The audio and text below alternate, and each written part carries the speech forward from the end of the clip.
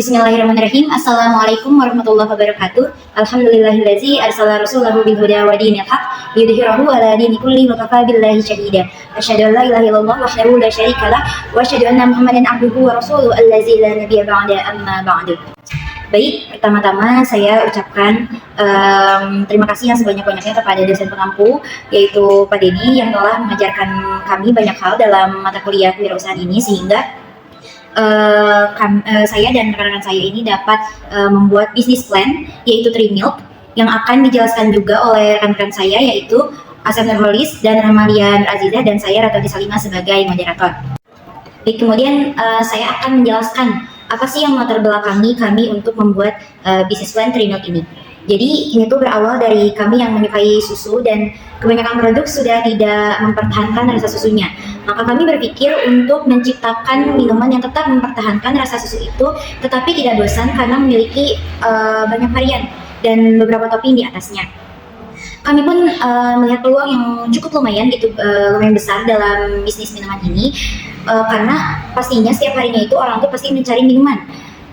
Karena cuaca yang selalu panas di siang hari maupun moodnya gitu pengen minuman. Kami pun melihat banyak sekali orang yang menyukai susu dari berbagai kalangan gitu, dari kalangan mahasiswa, pelajar, ibu-ibu juga gitu. Dan melihat dari banyak peluang ini, kami pun hadir dengan minuman susu ini yang menawarkan harga yang sangat terjangkau bagi semua kalangan. Nah, kami itu semua kami lakukan karena kami ingin semua orang bisa mencoba kesegaran dari minuman susu ini setiap harinya. Nah, tapi untuk meminimalisir rasa bosan para konsumen, kami pun akan terus membuat inovasi yang baru terhadap minuman susu ini setiap 3 bulan sekali. Kami pun akan memberikan promo-promo pada hari-hari tertentu untuk para konsumen. Selain itu, kami pun akan selalu menggunakan 3S, yaitu senyum, salam, dan sapa kepada para konsumen agar mereka nyaman. Dan ketika mereka kembali mencari minuman, mereka tuh ada hal yang diingat gitu dari kita, bahwa kita tuh memberikan pelayanan yang baik gitu. Kemudian apa sih konsepnya gitu, kayak gimana konsepnya? Jadi konsepnya itu, Trimilk ini kan produk minuman susu ya, tapi jelas tentunya berbeda dengan minuman yang lain gitu. Apa sih bedanya gitu? Karena kami itu kan memakai bahan dasar susu full cream yang tidak dicampurkan dengan bubuk perasa yang lainnya gitu, sehingga rasa susunya tuh masih fresh gitu. Kemudian ditambahkan topping di atasnya seperti bubuk Oreo, Milo, Red Velvet, Black Forest, kemudian matcha dan lain-lain gitu, yang dicampur oleh susu kental manis, kemudian dituangkan di atasnya guna tidak kemanisan gitu rasanya. Nah, rencananya Trimilk ini kita tuh akan dimulai dulu dari membuka stand di pinggir jalan ya. Buat apa di pinggir jalan ya? Agar bisa dijangkau oleh semua orang gitu kan, karena lokasinya yang strategis itu. Kami juga menyediakan jasa antar gitu untuk daerah sekitar dengan ongkir yang terjangkau gitu. Nah, selain dari rasanya dan tempatnya yang strategis, Trimilk ini juga pastinya harganya terjangkau pisan gitu bagi semua kalangan, bagi pelajar, bagi mahasiswa, bagi ibu-ibu yang affordable lah gitu. Jadi worth it gitu. Nah, dimulai dari stand pinggir jalan tadi, kemudian kami akan insya Allah jika kami sukses, amin, kami akan membuka kafe dan cabang-cabang lainnya gitu, stand-stand lainnya. Okay, next. Nah, pasti tentunya di sebuah usaha itu pastinya mempunyai visi dan misi. Nah, apa sih visi Trimilk ini? Visi kami yaitu menciptakan produk minuman yang unik dengan harga yang murah dan tetap menjaga kualitas sehingga banyak disukai dan diminati oleh berbagai kalangan. Nah, kenapa saya menotis unik gitu? Karena dari hasil melidiki saya gitu, kebanyakan di Bandung tuh masih banyaknya tuh minuman susu, ada yang minuman susu tapi dicampurkan oleh berbagai macam varian rasanya, sehingga kebanyakan minuman itu terasa manis gitu. Nah, makanya kami membuat modifikasi yang asalnya dicampurkan gitu, makanya kami sebut unik. Adapun misinya gitu, misi dari Trimilk ini yaitu yang pertama adalah terus membuat inovasi untuk menarik konsumen. Kemudian yang kedua ada selalu menjaga kualitas produk, dan ada selalu memberikan pelayanan yang maksimal dari konsumen. Nah, membuat inovasi apa gitu? Bisa dari kita mempunyai logo, terus mungkin nanti dari kritik dan saran konsumen kita bisa membuat inovasi-inovasi ke depannya. Menjaga kualitas produk, ya kita memakai bahan-bahan yang berkualitas gitu, nggak ecek-ecek lah istilahnya walaupun harganya murah.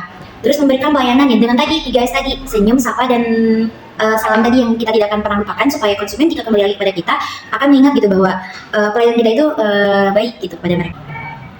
Nah, mungkin cukup sekian yang dapat saya jelaskan. Lanjutkan lagi kepada rekan-rekan saya yang akan menjelaskan secara lebih intens lagi dan mendalam lagi mengenai bisnis remote ini. Bismillahirrahmanirrahim, saya Remalina Nur Aziza. Di sini saya akan sedikit menjelaskan tentang aspek pasar, aspek pemasaran, dan SWOT analisis pada bisnis plan yang sudah kami buat. Aspek pasar, gambaran umum pasar dan sasarannya. Usaha penjualan minuman ini merupakan usaha kecil yang dijalankan dari mulai membuka stand di pinggir jalan. Nah, jika sudah berhasil, kita sudah berhasil dan mempunyai banyak keuntungan, kita akan memperbanyak cabang dan membangun sebuah kafe. Untuk jenis produk yang kami pasarkan merupakan minuman yang berbasic susu dan dengan berbagai varian seperti topping agar tetap menjadi minuman yang mengandung kalsium tetapi tetap menarik dengan tampilan yang menarik juga. Adapun target pasar bisnis kami ini, kami ingin minuman ini bisa dinikmati oleh banyak kalangan, mulai dari anak sekolah, mahasiswa, pegawai kantoran, hingga ibu rumah tangga sekalipun dapat menikmatinya. Karena selain bahan-bahan yang berkualitas, minuman pun akan menjadi hal yang dicari setiap harinya oleh banyak orang.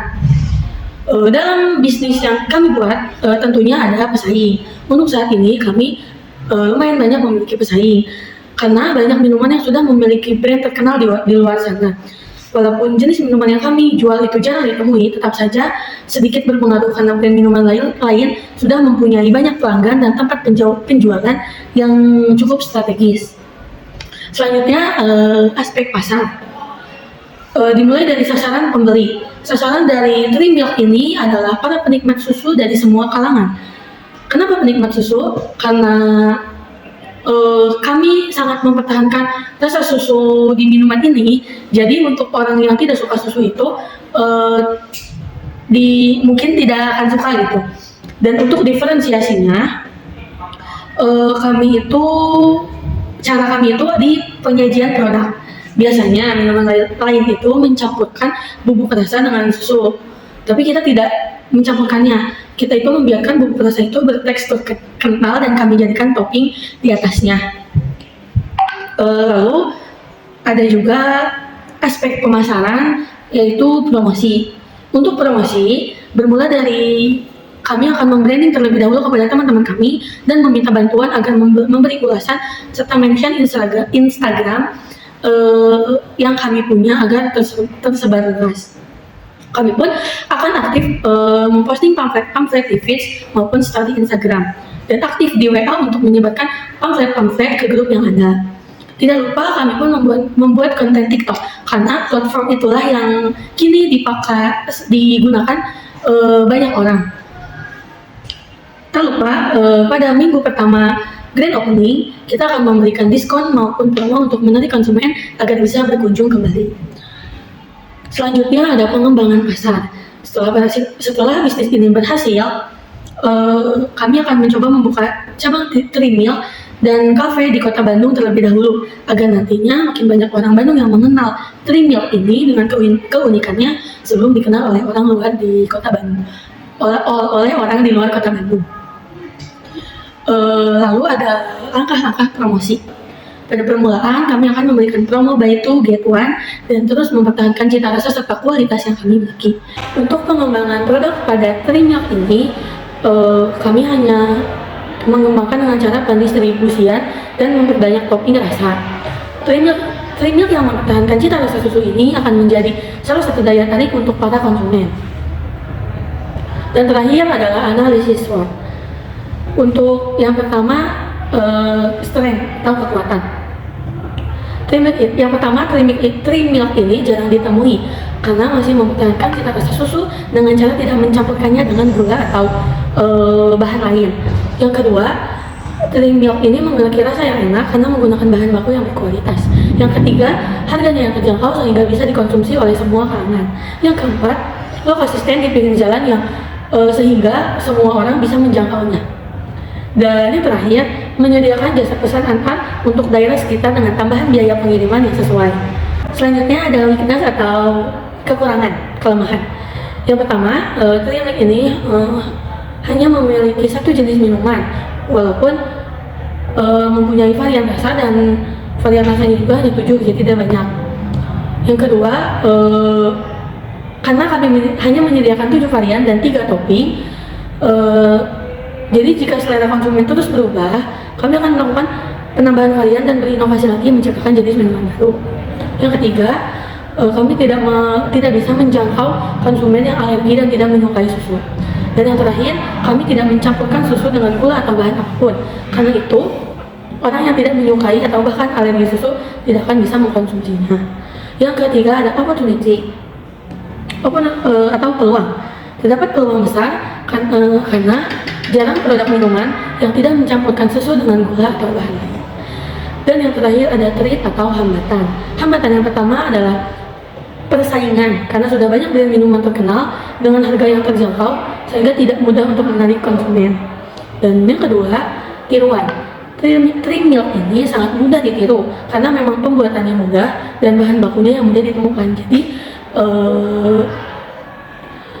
akan sangat mudah ditiru atau dijiplak oleh para pesaing. Baik, mungkin sekian dari saya. Mohon maaf apabila banyak salah. Terima kasih.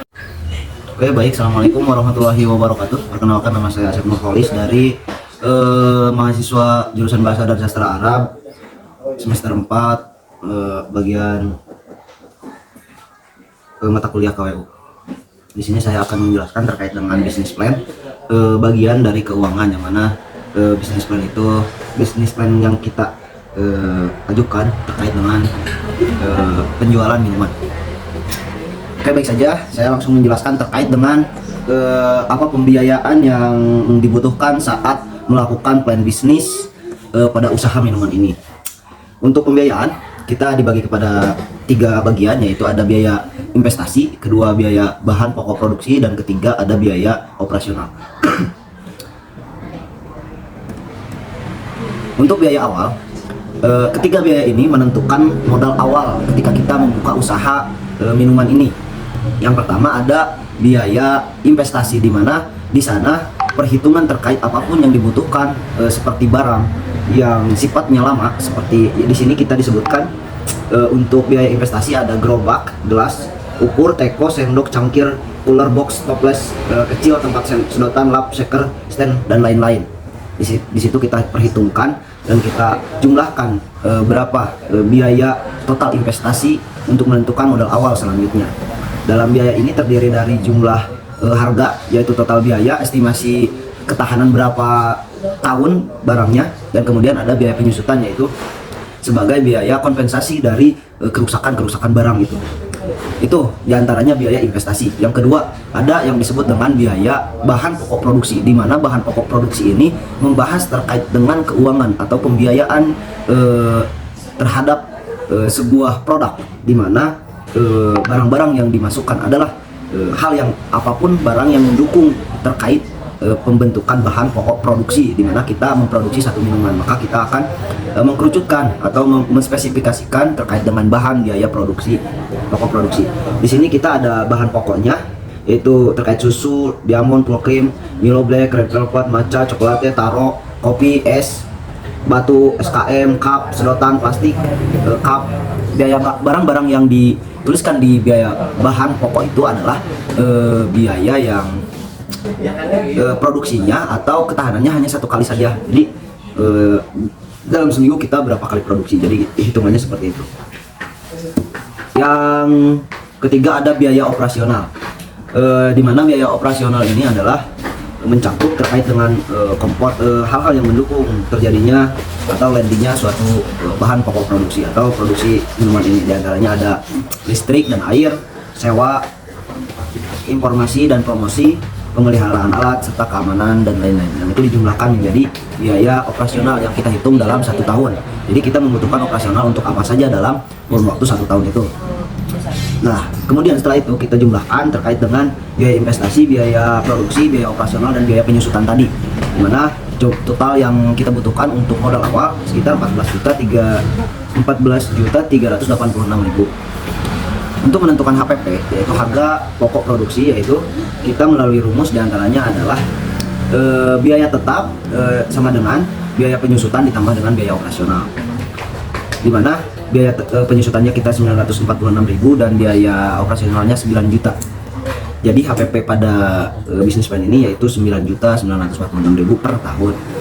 Untuk biaya HPP-nya yaitu sama dengan biaya tetap ditambah dengan biaya produksi, biaya tetap ditambah dengan biaya produksi, yaitu dimana 9.946.000 itu ditambah jumlah biaya produksi itu adalah 50 dikali 144 hari kerja, yang mana membutuhkan 78.346.000 yang menjadi HPP, yaitu dibagi 1 tahun produksi selama 1 tahun, yaitu berjumlah 7.200 piece, yang mana menjadikan hasil dari harga HPP yaitu harga pokok produksi sekitar 10.881.